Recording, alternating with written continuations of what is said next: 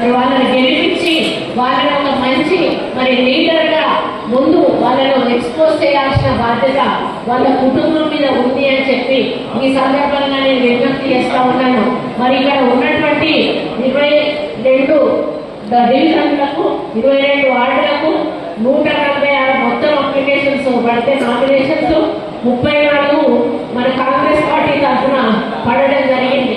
మరి ఎమ్మెల్యే చాలా నమ్మకంగా చెప్తా ఉన్నారు, మేమన్నీ కూడా కోఆర్డినేట్ చేసుకున్నాక సింగిల్ నామినేషన్ తోటి మేము ఎలక్షన్లకు వెళ్తాము అని చెప్పడం చాలా సంతోషంగా ఉంది.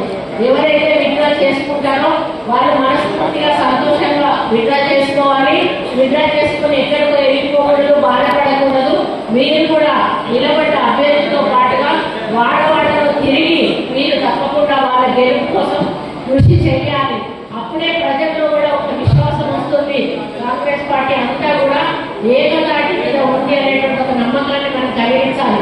దానికి తోడు ఈరోజు కమ్యూనిస్ట్ సోదరులు మనకు రాజశేఖరంలో ఉన్నప్పటి నుంచి కూడా వారు మన పార్టీలో ఒక భాగంగా మారారు.